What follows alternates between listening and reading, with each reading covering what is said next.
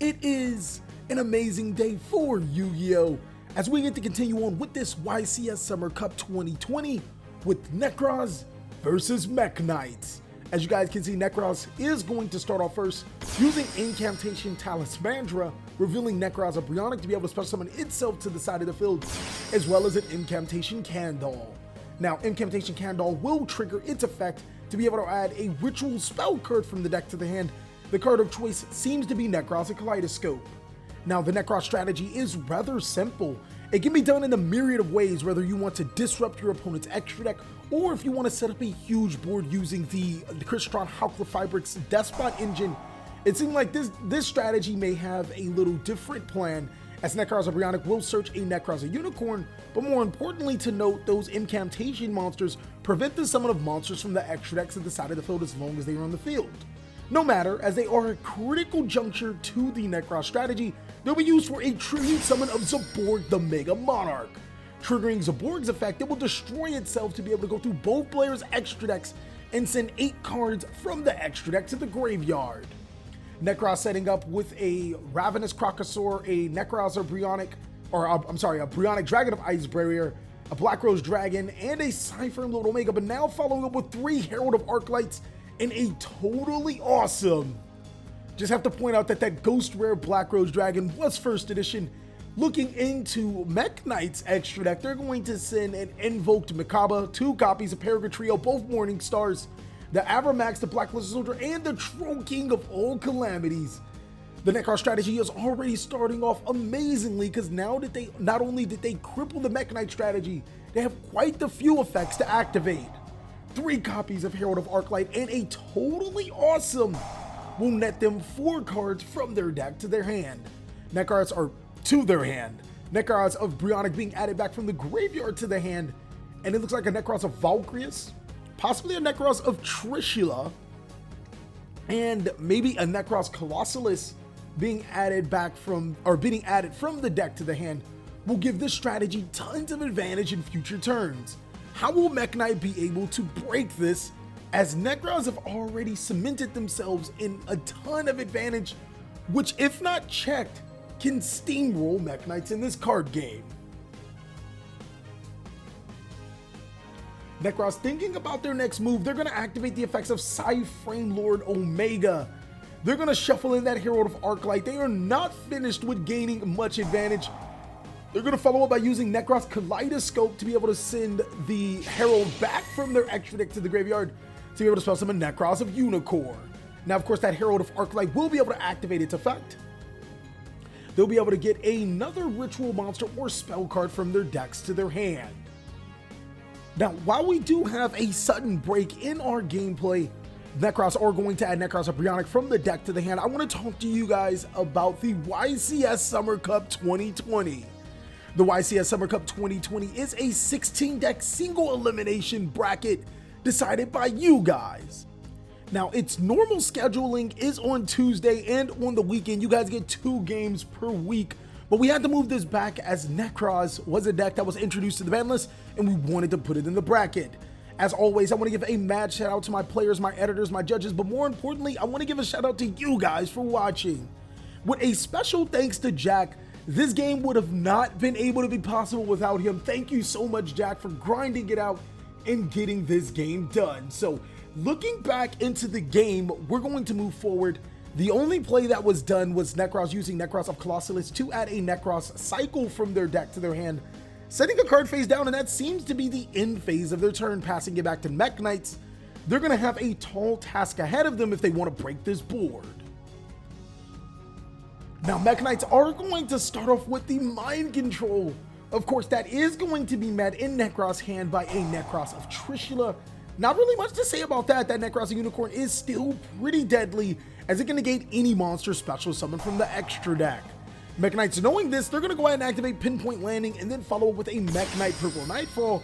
Just because this deck's extra deck is disabled for the most part, doesn't mean that Mekk-Knights can't summon strong monsters to the side of the field, as they are natively really big monsters, strong enough to combat a Nekroz of Unicorn.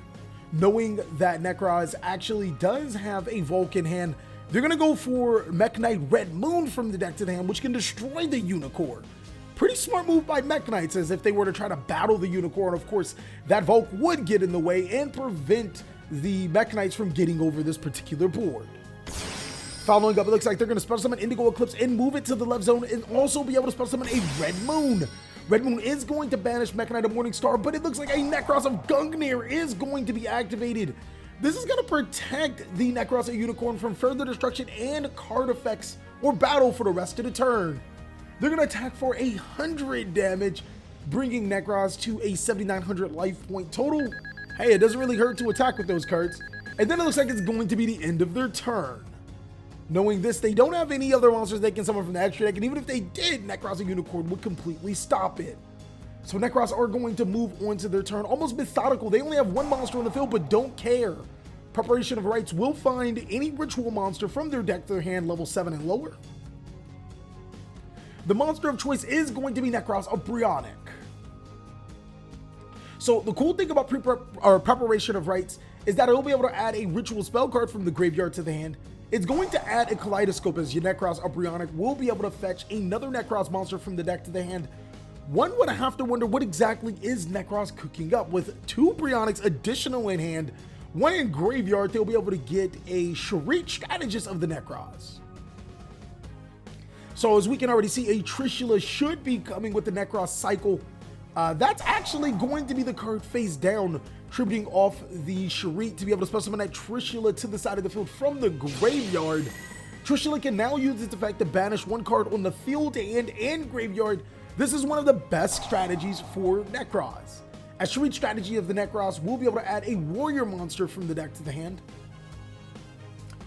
They're going to add a Nekroz of Colossalus.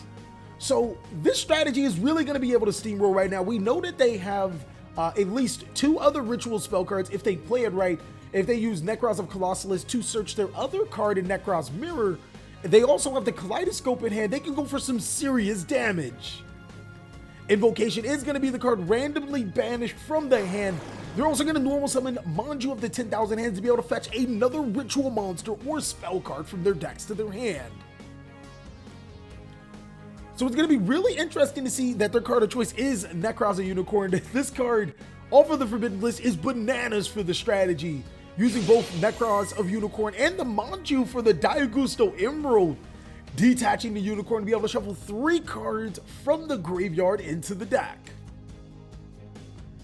So that Herald of Arclight, and Herald of Arclight are going to be the targets. I find that rather interesting, as you know, you won't be able to resolve the effects, or you could be able to resolve the effects of Zaborg the Mega Monarch, but there really isn't much else to search, as Nekroz has pretty much searched every single card imaginable in their deck. They have everything that they want, at least in my opinion. Nekroz are going to follow up with Nekroz Kaleidoscope. They're now going to be able to send from their extra deck to the graveyard that Shooting Quasar Dragon. That's going to be able to summon a Unicorn. No, it looks like they're going to summon 2 copies of Nekroz of Brionac to their side of the field. But wait, there's more. This deck is not done, as it will use both the Nekroz of Brionac for an X8 summon into Insector Exabeetle, using Exabeetle's effect, detaching a Brionac to be able to attach Shooting Quasar Dragon to the spell and trap card zone. Using Exabeetle's effect, they'll send the Shooting Star to send the Red Moon, and that will trigger the effect of Shooting Quasar Dragon to be able to special summon Shooting Star Dragon to the side of the field. This game is over, ladies and gentlemen. Nekroz being able to win in a deciding fashion with an old school trick of their own. But Mekk-Knights are going to start off with that Girsu Mekk-Knight, being able to special summon 2 tokens to the side of the field and go straight into the Nekroz. Now, they're going to potentially set a card face down, as it seemed. No, they're actually going to special summon Mekk-Knight Purple Nightfall, and they do have full combo. But the big question about this is, do they actually want to go full combo on a Nekroz deck that wants its extra deck cards in the graveyard? They're going to special summon Mekk-Knight Blue Sky to the side of the field and search an Indigo Eclipse. And next, the Blue Sky and the Nekroz will be used for a Link summon. That's going to make a Lib World Key Plate Master. It looks like Mekk-Knights may be going through with this full combo, as they're going to set the World Legacy Concession to their side of the field and then activate it to special summon World Legacy World Armor. That should fetch the... No, it looks like they're going to fetch a World Legacy Monstrosity, so maybe not full combo just yet. They may already have the card in hand, or they may be trying to go for a True King of All Calamities. using the lib for a link summon. They'll spell summon Nekroz to their side of the field, granting them 2 tokens. Then they'll use one of the tokens to be able to tribute, to be able to special summon Nekroz back to the side of the field. Keep in mind, ladies and gentlemen, this is not a link summon. Banishing the token, the Nekroz, and the Mekk-Knight, they'll now be able to spell summon Trishula, Dragon of Icy Imprisonment.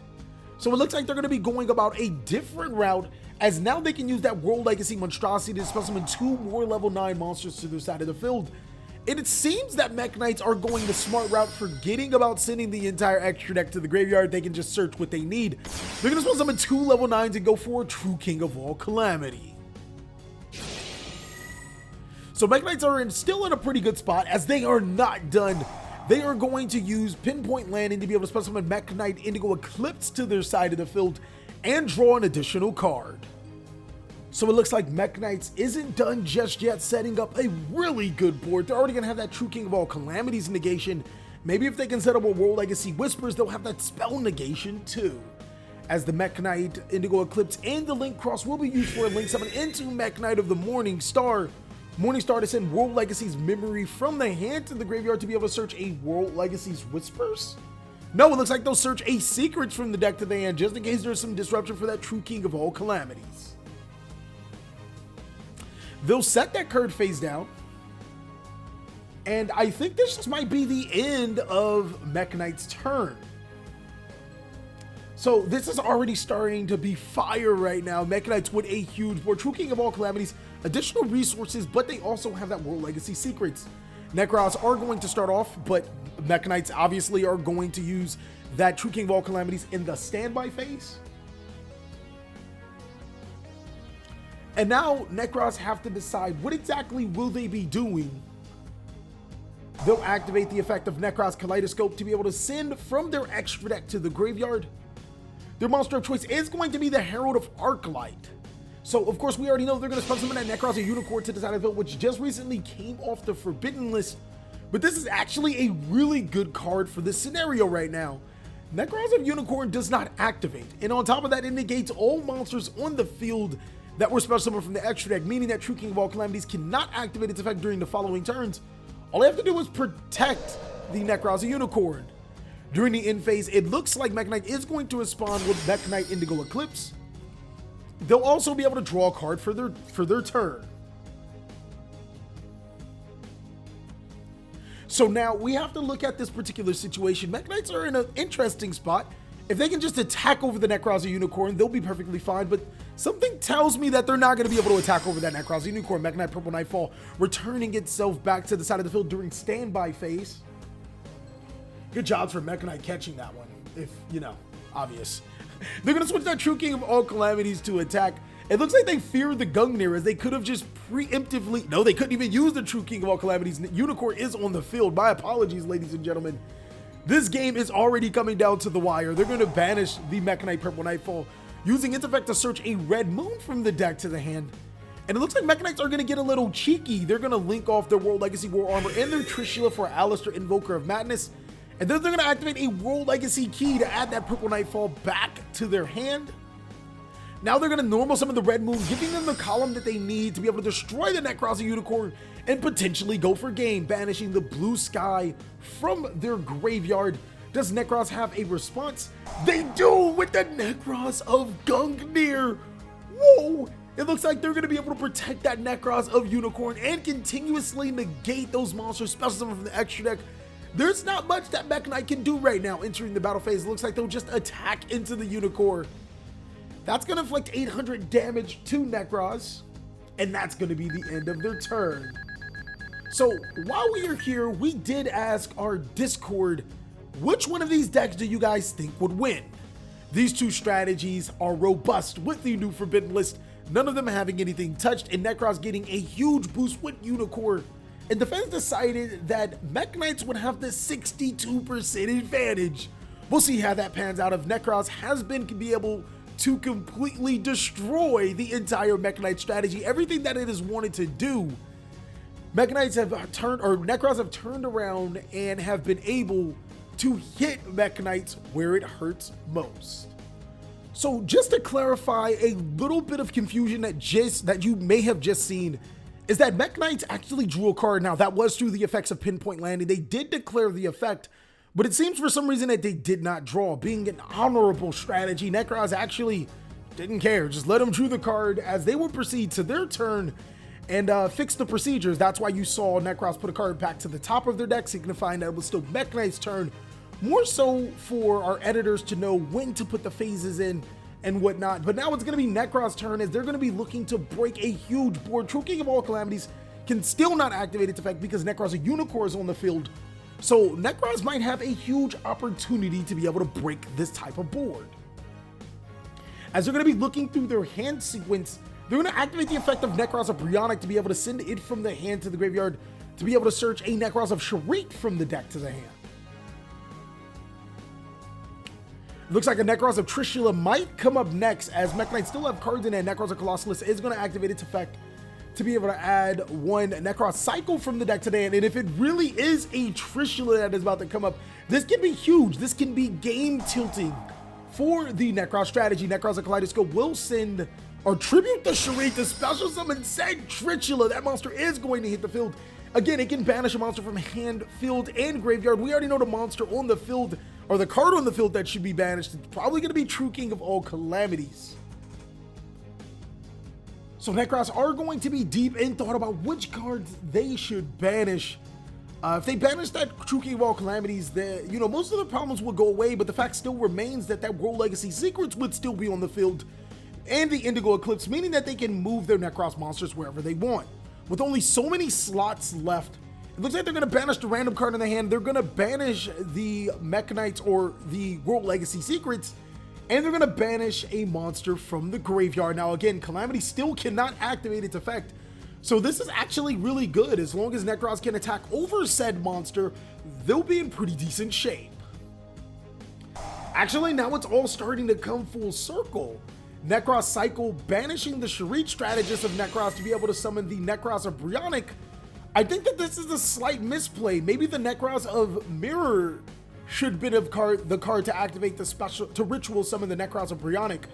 And that would have been a complete fix, as they did search the cycle, maybe thinking that the cycle was the mirror. Getting a little bit of confusion, ladies and gentlemen, but regardless, Bryonic is going to activate its effect to shuffle in 2 cards, and it looks like Nekroz are going to completely be able to break the board. You're going to have to forgive Nekroz for not knowing their cards. It's been a long time since Nekroz have been played. I want to say that should have been a Nekroz mirror, though. Let me know down below in the comment section how this should have happened, how this board should have been broken. But regardless, it looks like Mekk-Knights are in the losing position, staring down at a Nekroz, a Unicorn, a Bryonic, and a Trishula. This is accepted game state, as it does happen in a lot of competitive events. It looks like Mekk-Knights are going to start off with normal summoning Alistair the Invoker to their side of the field, using its effect to add an invocation from the deck to the hand. I'm not sure how much help this is going to do, as the Unicorn again is able to negate any monster spell summon from the extra deck. And Trishula is still stronger than Trishula is still stronger than Makaba. So it's going to be really interesting to see how Mekk-Knights will respond using the Alistair Invoker. They'll be able to link summon right into that trusty Solomon Great Al-Mirage. This game is having a ton of twists and turns. It looks like Mekk-Knights are able to come back into this game, seeing that they have not yet conceded the match. They'll spell summon a Purple Nightfall to their side of the field and use the effect of Pinpoint Landing. Boy, this Pinpoint Landing card is definitely helping out the strategy. It's allowing them to clear so many resources. So they'll add an additional card from their deck to their hand, and now they can actually attack over the Nekroz or Unicorn if there's no Valk in hand, or a Gungnir, of course. Thinking about what they are going to do, it looks like that's going to be correct. They're going to use the effect of Purple Nightfall, banishing itself to add a Mekk-Knight monster from the deck to the hand. That is going to be the Mekk-Knight Indigo Eclipse. And the amazing thing about this Mekk-Knight strategy is that it isn't reliant on the extra deck. Of course, it wants to use those extra deck monster effects, but the fact that it doesn't need to use those extra deck monster effects, it can still special summon those monsters to the side of the field, bringing out a Red Moon and moving it to where Trishula points to. or in the column Trishula's in, they're going to banish another Mekk-Knight monster from their graveyard to be able to destroy Trishula. They're working on breaking down this board as now they're going to special summon a Blue Sky to their side of the field. Blue Sky will allow them to add another Mekk-Knight monster from their deck to their hand. They are reestablishing a board. They're going to add Mekk-Knight Yellow Star. Now, of course, Yellow Star can be special summoned as there is a welcoming column, but that invocation can also be used. They're going to banish that Alistair the Invoker, as well as the Herald of Arclight from Nekroz's graveyard. And they're going to fuse both of those two into an Invoke Mecha. Now, it looks like Mekk-Knight has been able to make another board despite Nekroz being able to break it. And while they can't activate those monster effects on the field that were special from the extra deck, they can surely use the effect of Invocation to be able to add Alistair. Here comes the moment of truth though. If Nekroz actually does have a Nekroz of Valkyrius, they'll be able to stop this attack as the Blue Sky is going to attack over the token. And now it looks like the Indigo Eclipse is going to attack into the Nekroz of Unicorn. Mekama being able to attack into the Bryonic. Nekroz is definitely playing that defensive scheme right now, as a ton of damage are going to be done to Nekroz with all of those monsters on the side of the field. Is this game actually? I think this is game. I don't think there's any need to be able to show life points. Both players seem to be going through calculations on what's happening, but if you ask me, I see a good amount of damage, if not game, on the side of the field. So of course, both players are mulling over the life points, don't want to have a slight mishap. They're looking over what could be, if this could be the determining factor. Normally we would cut this out, but we're at a budget for time, and it looks like no, it isn't game, but it does not matter as Nekroz doesn't have anything left. They have lost, and we are going into game 3. It has been really exciting to show you guys this YCS Summer Lockdown, and the Nekroz inside of the cup has been really, really fun. So the activation of Candle is going to find a Talisman to the side of the field, revealing a Nekroz and Kaleidoscope to add a Cyber Angel Benton from the deck to the hand. It looks like Nekroz is tired of sending extra decks to the graveyard. They're just going to prevent special summoning in total. Now that Kaleidoscope should be in the hand, Nekroz is going to correct that.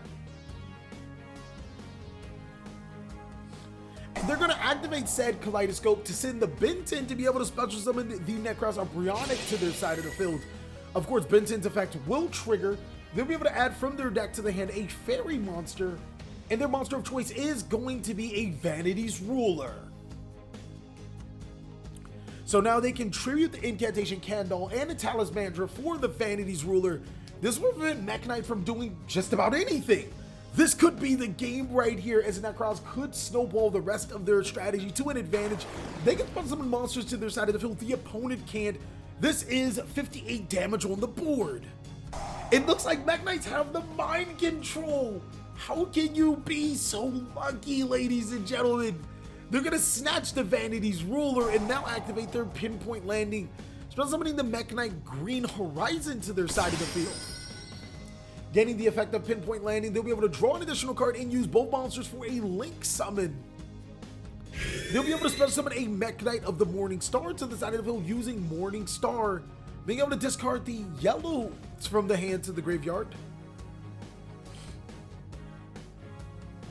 That could possibly add them a World Legacy Secret.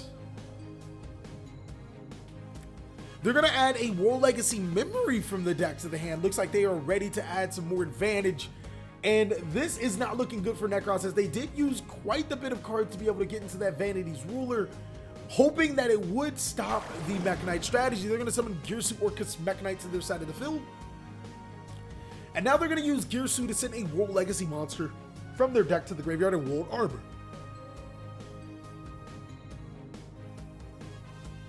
Now they are going to follow with Morning Star and Girsu for a Link Summon.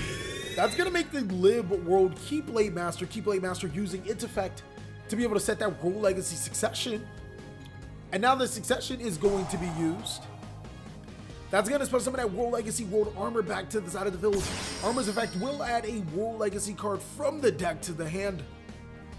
They're going to get a World Legacy Monstrosity, so it looks like Mekk-Knights may be ready to trick Nekroz.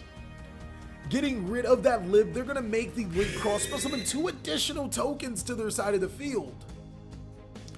using one of those tokens for a link into Nekroz? Huh. That's actually a huge mistake. You can't use the token for a summon of Nekroz, ladies and gentlemen. It looks like both players have caught that, so you got to give them some points for that. That could have been pretty huge, as they're going to return that monster back to the Nekroz back into their extra deck. And now they're thinking about their next move. Mekk-Knight's thinking that they can just summon Nekroz at any given time. That's not how it works, buddy. But it almost doesn't matter, as they still have their same play sequence: Nekroz, World Legacy, World Armor, and a token for Trishula, Dragon of the Icy Imprisonment, following up with a World Legacy Monstrosity to summon 2 level 9 monsters from their deck to their side of the field. They're going to bring out the Gizmek Kaku, Supreme Shining Stag, and of course they're going to bring out that Thunder King Lightning Strike Kaiju. Using both of those monsters for an Exceed summon, they're going to make that True King of all Calamities. Calamities is going to detach to prevent the effect of the Valkyrius from protecting the Brionic. It looks like they're not ready. They're going to summon the Red Moon to the side of the field by banishing the Girsu. That's going to destroy the Nekroz of Brionic, and then they're going to activate the World Legacy Memory to be able to special summon a monster from their from their main deck to their side of the field. And it looks like Mekk-Knight is just flexing right now, as that is 27 plus 23. That's 6. No, that's 5,000. No, that's 5,000, yes. And the True King of all Calamity, that's exactly 8,000 damage. So right now, Mekk-Knight is just flexing using the effect of World Legacy Memory. They'll be able to spell summon a Mekk-Knight Purple Nightfall to their side of the field, and now they can use the effect of Mekk-Knight Purple Nightfall. Please don't use the effect of Mekk-Knight Purple Nightfall, just attack for game. That Purple Nightfall could add another Mekk-Knight. Maybe they don't realize that they have game on their sides of the field. Yeah, it looks like they're actually thinking. They may not realize that they have exactly 8,000 damage. Using the effect of Mekk-Knight Purple Nightfall, banishing itself to add another Mekk-Knight monster from their deck to their hand. If they can supply themselves with another column, they'll be okay. It almost does not matter. That extra monster to the side of the field, or the extra monster from the deck to the hand, will perhaps be an Indigo Eclipse. It's normally the card that you want to add from your deck to your hand when you don't have. It is going to be said Indigo Eclipse, but it looks like Nekroz has started counting those monsters on the side of the field, and it looks like they're going to pick up the deck, shuffle it, realize that it is 8,000 damage on the board, and this game is going to be over. Thank you guys so much for watching another segment of the TheCaliEffect. I really hope you guys have enjoyed this video. We will have deck profiles coming up about these two strategies very soon, one on Patreon and one on the main channel. I hope you guys are staying safe in this time of need and having a great day like I am. I'll catch you on the next live duel, or possibly just the next video.